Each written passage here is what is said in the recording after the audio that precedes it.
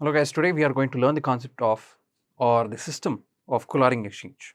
Now the system of collaring exchange was first described by this person or the anthropologist named as Bronislaw Malinowski.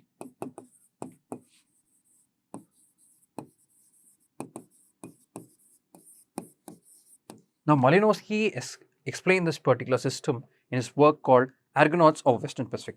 So the work in which Malinowski explained collaring exchange is Argonauts of the Western Pacific.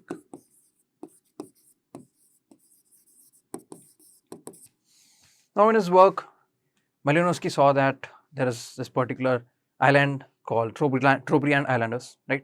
And they had the system called collaring exchange system. He was very eager to understand what kind of system that is and how the system actually worked. So basically, when he saw that system is nothing but a ceremonial exchange system.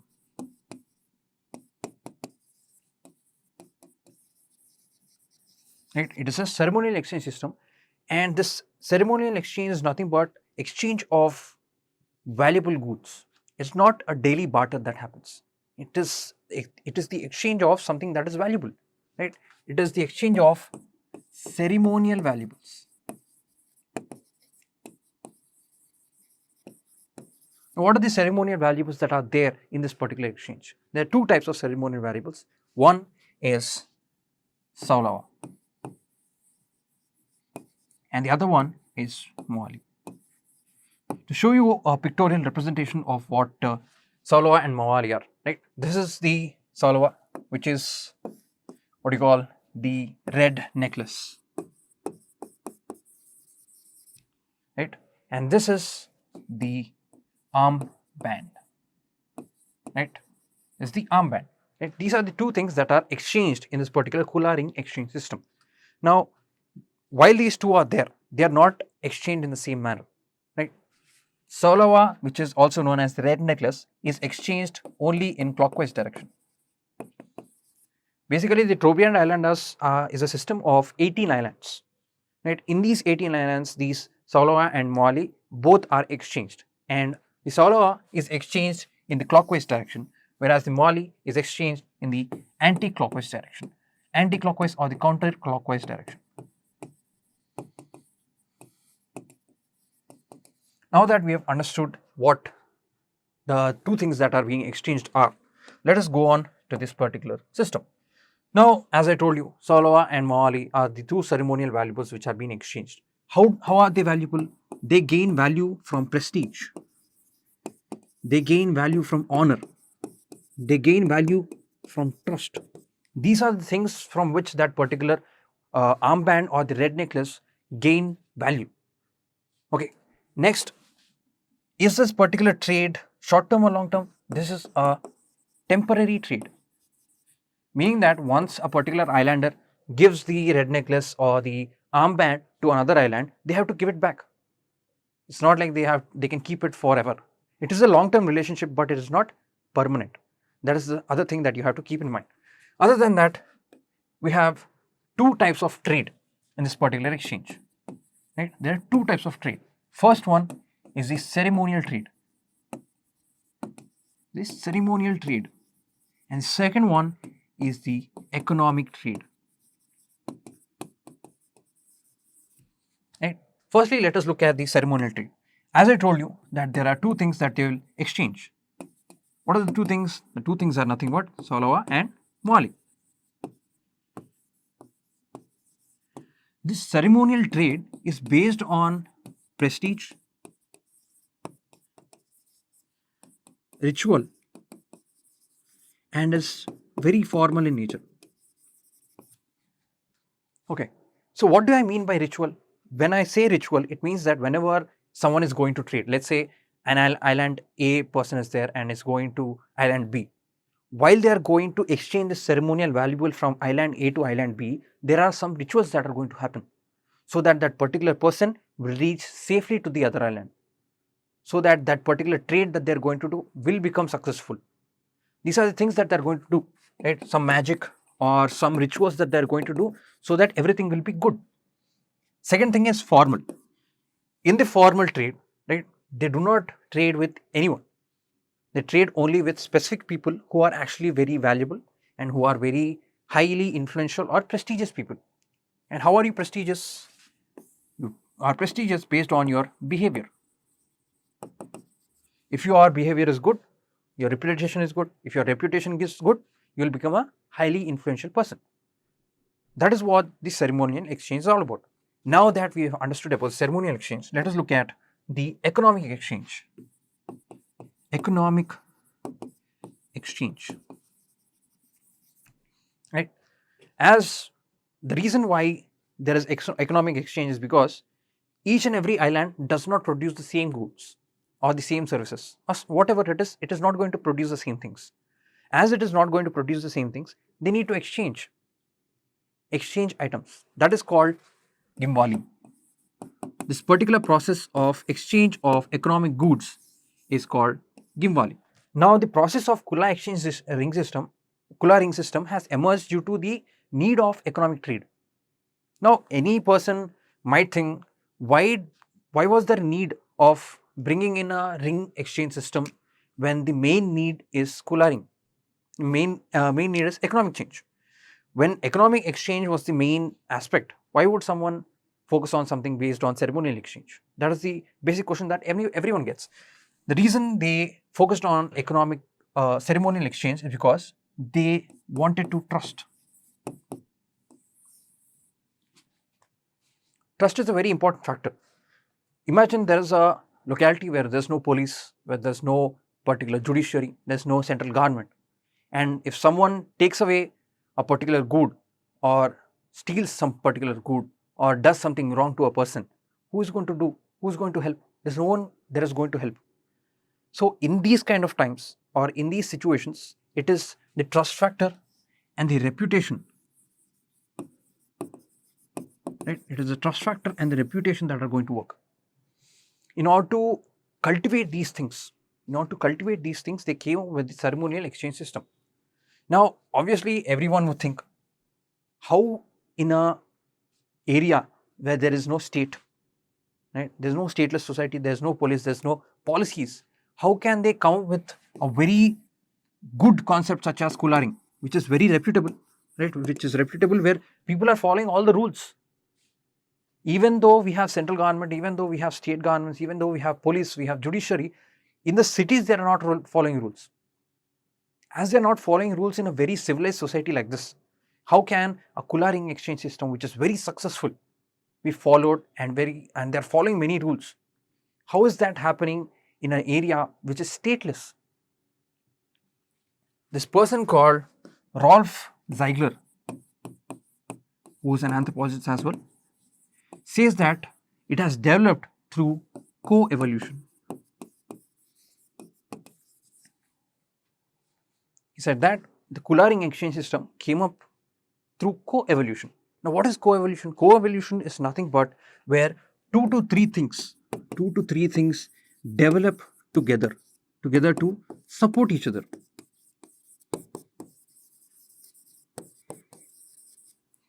These are the things that came together which led to the evolution of Kula ring exchange system.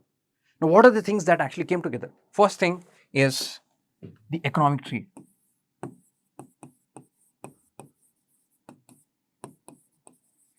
Second thing is the peaceful relationship.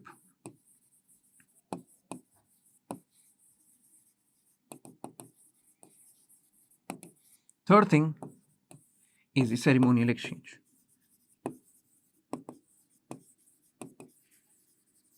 These three things came together to develop a system called the Kula ring exchange system. Now, what happened actually in the economic trade?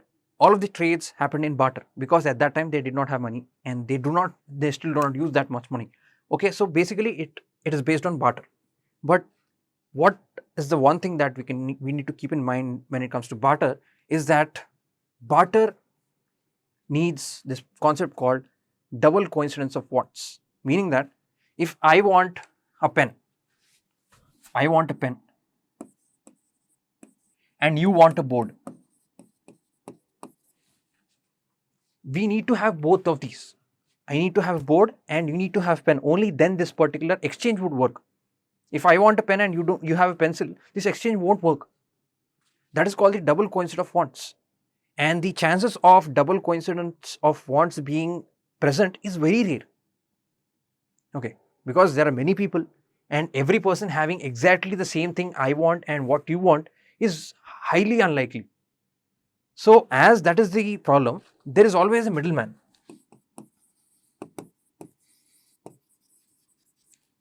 Right? There's always a middleman, and this middleman is usually a highly reputed person who has high amount of prestige or is highly influential. Right? While all of the islands have highly influential persons and highly prestigious persons, not all can be trusted. Some may be deceptive. Some might what you call cheat you. So that is when the peaceful relationship aspect comes. How can you maintain a peaceful relationship? A peaceful relationship can be maintained through reputation. If that particular person has good behavior, that means that person has good reputation. If that person has good reputation, it means that he has good number of partners. Right? If that person has bad behavior, then bad reputation means isolation. So this is how a peaceful relationship is happening. Now, what are you going to base this reputation on? You need to base this reputation on something, right? And that reputation is nothing but the ceremonial exchange. You exchange reputation through the Saulawa red necklace and also the Mali arm shell band. These are the two things which you base the reputation on. So this is how the co-evolution happened and the Kula ring exchange system came into existence. Now what happens after the economic trade happens?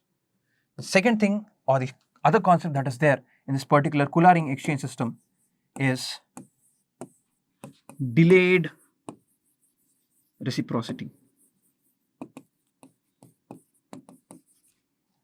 Now what is delayed reciprocity? Delayed reciprocity is nothing but where a particular person, let's say an island, from A person is there on an island A, he goes to an island B and he gives this thing called Saulawa, right? Mali.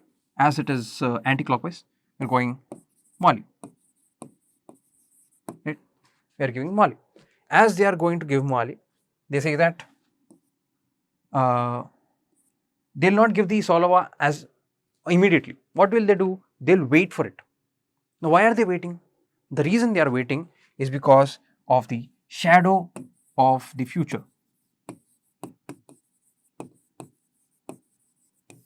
Now, what is shadow of the future? Shadow of the future is nothing but a concept where it says that you would behave good or in a better manner if you knew that you are going to meet that person in the future.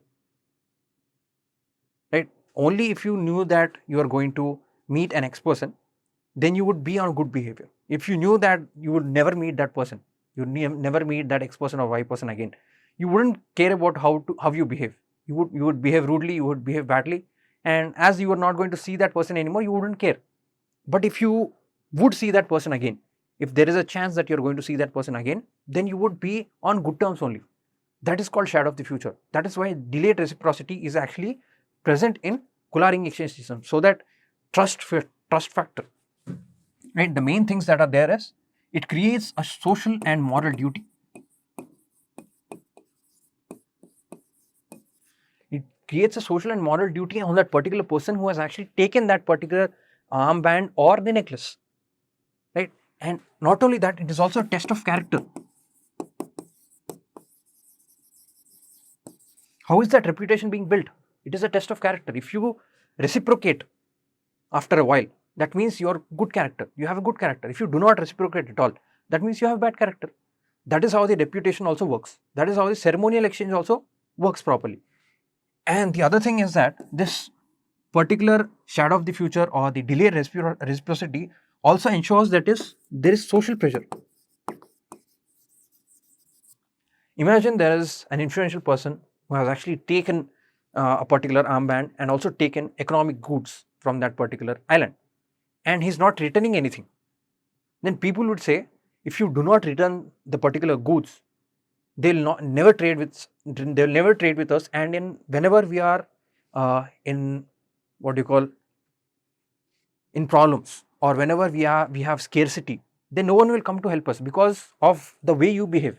So they'll start criticizing that person, and their reputation will fall. So this is how it is also maintaining a social control. If you see, there are many aspects that are actually being played in the small ceremonial exchange, right? Now that we have understood how the delayed reciprocity also works, let us understand how this particular thing came into existence. Obviously, the Kula exchange system did not come into existence all at once. Obviously, it happened in phases, right? You wouldn't say that Kula exchange system happened all of a sudden between 18 islands. It actually happened in phases. It happened in gradual phases where a particular island person, right? A particular island person saw that there's another island. He said that we do not have potato. You give us potato and we'll give you mango. Then how do we trust your particular trade? They said that I'll give you this particular exchange, this ceremonial good, that is that Moali or Salwa. You trust me. Based on that trust, this particular trade happened. So gradually, each and every other island also saw this, right? All the other islands started seeing this, and they started joining. As they started joining, it created a system that is nothing but the Kula ring exchange system. Right?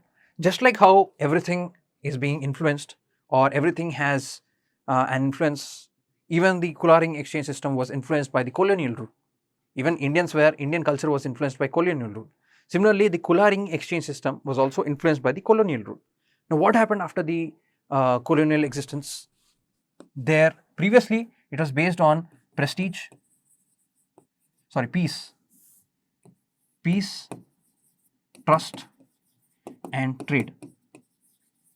Earlier, before colonial existence.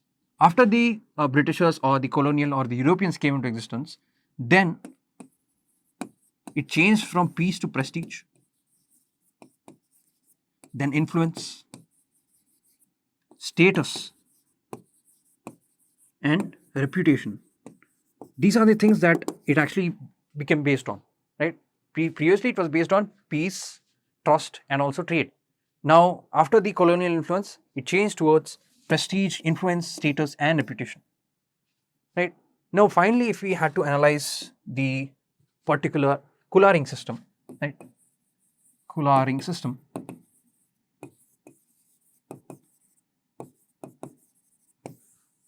Firstly, Kula ring system is partly economic.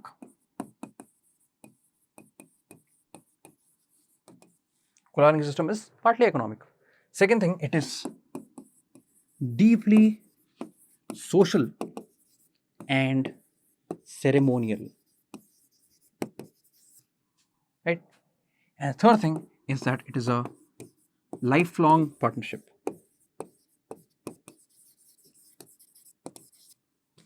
And lastly, it is a system based on